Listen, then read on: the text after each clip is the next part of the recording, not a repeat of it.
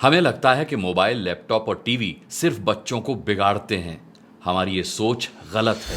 आजकल ये जो टीनेजर्स में प्यार मोहब्बत का बुखार चढ़ा हुआ है ना, ये बहुत ही सेंसिटिव मामला है। आपकी सख्ती आपके बच्चों को और भी ज्यादा रिबेलियस यानी कि विद्रोही बना रही है। सुनने में आपको मेरी बात कड़वी लग सकती है, लेकिन सच यही है कि अगर बच्चे बिगड़ रहे हैं तो ये। नमस्कार दोस्तों, मैं अनुराग मुस्कान पीटीएम के इस एपिसोड में आपका बहुत बहुत स्वागत करता हूं।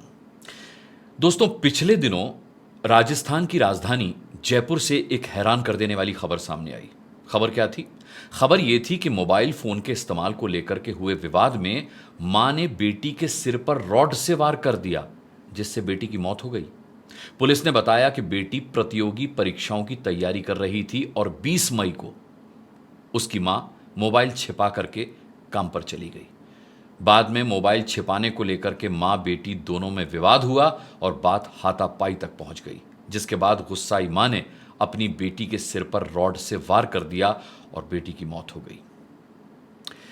दोस्तों, एक और खबर पिछले दिनों आई उत्तर प्रदेश के कन्नौज से, जहां एक 12वीं में पढ़ रही 17 साल की बेटी ने लव अफेयर में रुकावट बन रहे अपने पिता का मर्डर कर दिया, खून कर दिया।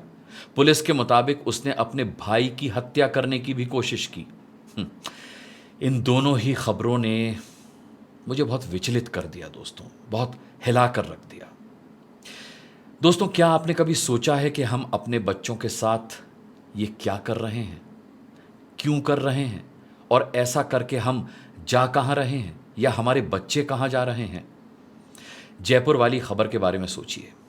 बेटी प्रतियोगी परीक्षाओं की तैयारी कर रही थी, यानी पढ़ने लिखने वाली थी। मुमकिन है कि वो अपनी पढ़ाई के लिए मोबाइल फोन का इस्तेमाल ज्यादा कर लेती होगी, ज्यादा करती होगी।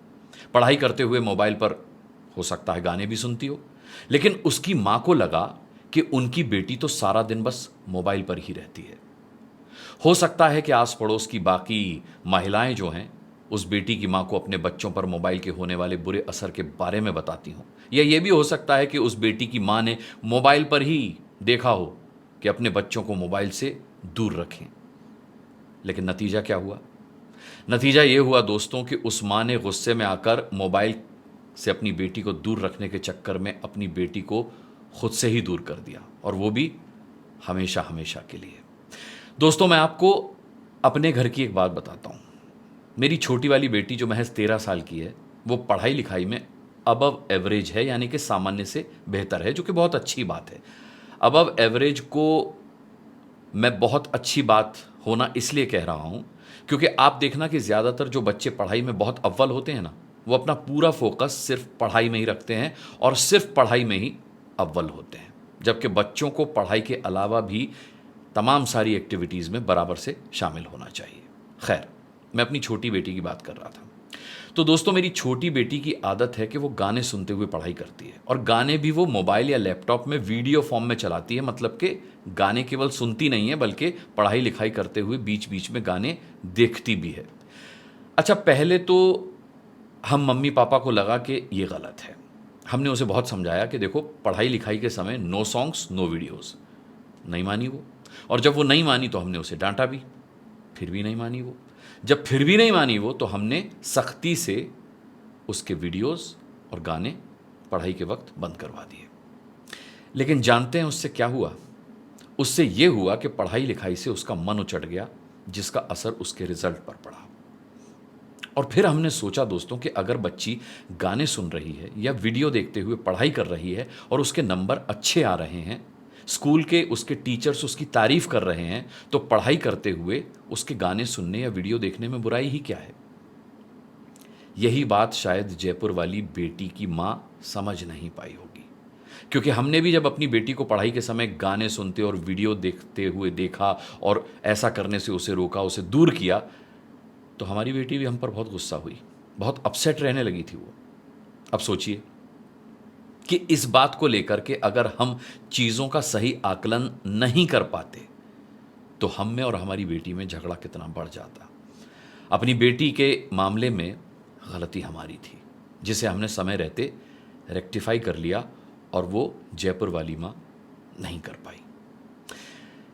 दोस्तों, मोबाइल, लैपटॉप और टीवी सिर्फ हमारे बच्चों को बिगाड़ते ही नहीं है, बल्कि कई बार हमारे बच्चों की नॉलेज को बढ़ाने, उनकी ओवरऑल पर्सनैलिटी को निखारने में अपनी बहुत अहम भूमिका भी निभाते हैं। ये भी हो सकता है कि आपका बच्चा या बच्ची मोबाइल, लैपटॉप और टीवी देख करके कुछ बहुत अच्छा सीख रहा हो या सीख रही हो, लेकिन हम किसी और का बुरा अनुभव, बैड एक्सपीरियंस सुनकर या कहीं से कुछ देख सुनकर ही उसे अंतिम सत्य मान लेते हैं। हमें लगता है कि मोबाइल, लैपटॉप और टीवी सिर्फ बच्चों को बिगाड़ते ही हैं। ये सोच गलत है।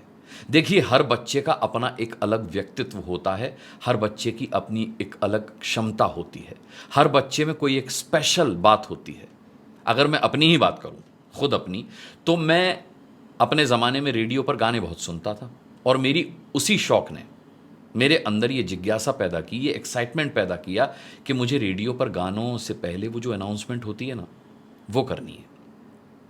और मेरी इसी जिद ने मुझे आगरा आकाशवाणी तक पहुंचा दिया दोस्तों, जहां मैं कई सालों तक कैजुअल अनाउंसर रहा।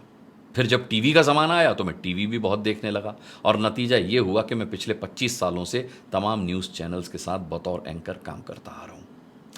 दोस्तों, ऐसा इसलिए हो सका क्योंकि मेरे पेरेंट्स ने मुझे कभी रेडियो सुनने और टीवी देखने से रोका नहीं, क्योंकि रेडियो सुनने और टीवी देखने के बावजूद भी पढ़ाई में मैं अबव एवरेज था, अच्छा था। और रेडियो सुनते पर और टीवी देखते पर मेरे पेरेंट्स मुझ पर अपनी नज़र, अपनी एक पैनी नज़र हमेशा बनाकर रखते थे। ऐसा नहीं था कि उन्होंने मुझे खुली छूट दे रखी थी। आप समझ रहे हैं ना मैं क्या कहना चाह रहा हूँ, आपको क्या समझाना चाह रहा हूँ। अपने बच्चों को सिर्फ मोबाइल, लैपटॉप और टीवी से इसीलिए दूर मत कीजिए क्योंकि आपके पड़ोसी या आपके किसी रिश्तेदार का बच्चा मोबाइल, लैपटॉप और टीवी की वजह से बिगड़ गया है, बल्कि अपने बच्चे की क्षमताओं को, उसकी कैपेबिलिटीज़ को समझिए, उनका आकलन कीजिए और फिर फैसला कीजिए कि क्या करना है। अब आते हैं उत्तर प्रदेश के कन्नौज वाली खबर पर, जहां एक 17 साल की बेटी ने अपने पिता की हत्या कर दी क्योंकि उसके पिता उसके लव अफेयर में रुकावट बन रहे थे। और इस हत्या में ये लड़की जो थी, ये अकेली शामिल नहीं थी, बल्कि उसका नाबालिग बॉयफ्रेंड भी इस साजिश में उसके साथ था। बॉयफ्रेंड ने अपनी गर्लफ्रेंड को कई बार नशीला पदार्थ लाकर दिया, जिसे उस लड़की ने अपने पिता को खाने में मिलाकर खिलाया, जिससे वो बेहोश हो जाएं और फिर वो उनकी हत्या कर सके। और एक दिन वो अपने पिता की हत्या करने में सफल हो गई। यही नहीं, इस लड़की ने अपने पिता के बाद अपने भाई की हत्या करने की भी कोशिश की, लेकिन सौभाग्य से उसका भाई बच गया, वो लकी निकला। दोस्तों, आजकल ये जो टीनेजर्स में प्यार मोहब्बत का जो बुखार चढ़ा हुआ है ना, ये बहुत ही संवेदनशील मामला है। ये बुखार उनके लिए किसी भी जानलेवा बीमारी से कम नहीं है। और उनके लिए क्या, अब तो टीनेजर्स का प्यार मोहब्बत का ये बुखार उनके माता पिता के लिए भी जानलेवा साबित हो रहा है।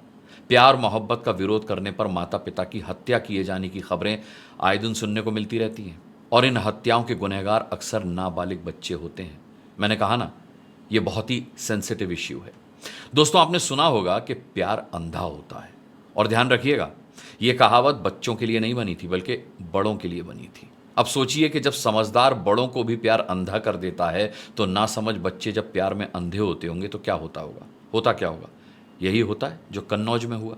आप अपने बच्चों को प्यार से बहला फुसलाकर उनसे बात करना, पूछना उनसे, तो वो आपको बताएंगे कि उनकी क्लास में या उनके फ्रेंड सर्कल में उनके दोस्तों के लव अफेयर्स चल रहे हैं। और मैं यहाँ किसी खास उम्र के बच्चों की बात नहीं कर रहा हूँ, छोटे छोटे बच्चों को आजकल प्यार हो रहा है, जिन्हें अभी प्यार लिखना तक नहीं आता और जो भी प्यार मोहब्बत का मतलब भी नहीं समझते, वो बच्चे भी प्यार के चक्कर में पड़ चुके हैं। और ये कल्चर आया है मोबाइल, इंटरनेट और टीवी पर दिखाए जा रहे कंटेंट से। 13+ कंटेंट में भी आजकल किसिंग सीन और बेड सीन धड़ल्ले से दिखाए जा रहे हैं। और एक बात ध्यान रखिएगा कि अपने बच्चों को हम मोबाइल, इंटरनेट और टीवी से दूर नहीं रख सकते। अरे, आप अपने बच्चों को मोबाइल, इंटरनेट और टीवी से दूर कर देंगे, लेकिन स्कूल और अपनी सोसाइटी के फ्रेंड सर्कल में वो अपने बाकी फ्रेंड्स, दोस्तों से, वो बाकी बच्चों से वो सब सुनेंगे या देखेंगे जो वो बच्चे मोबाइल और इंटरनेट और टीवी पर देख कर आ रहे हैं और आपके बच्चों को सुना रहे हैं। तो अगर आप अपने बच्चों को मोबाइल, इंटरनेट और टीवी से दूर करने के लिए सख्ती कर रहे हैं तो आप गलती कर रहे हैं, जबकि आपको करना ये चाहिए कि आपको मोबाइल, इंटरनेट, टीवी और अपने बच्चों के बीच में एक पुल यानी कि एक सेतु की भूमिका निभानी चाहिए। आपको एक माता पिता के तौर पर अब मोबाइल, इंटरनेट और टीवी के साथ ही अपने बच्चों की सही परवरिश के नए नियम, कायदे और कानून बनाने चाहिए। आपकी सख्ती आपके बच्चों को और भी ज्यादा रिबेलियस यानी कि विद्रोही बना रही है। अब कन्नौज वाले मामले को ही देख लीजिए। अपने पिता की हत्या करने वाली वो बेटी अपने पिता की इस बात पर नाराज थी कि उसके पिता उसके लव अफेयर को स्वीकार नहीं कर रहे थे। इसका मतलब यह है कि या तो उस बेटी ने खुद अपने परिवार में अपने लव अफेयर के बारे में बताया था, या फिर परिवार को उसके लव अफेयर के बारे में कहीं और से पता चला होगा।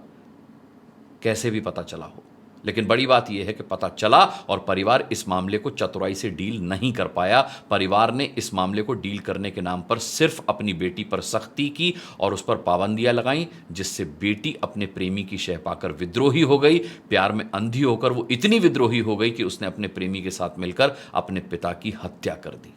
मैं तो इस खबर को सुनकर सोच में पड़ गया दोस्तों कि उस 17 साल की लड़की ने जन्म देने वाले अपने पिता की हत्या करने की हिम्मत आखिर कहां से और कैसे जुटाई होगी।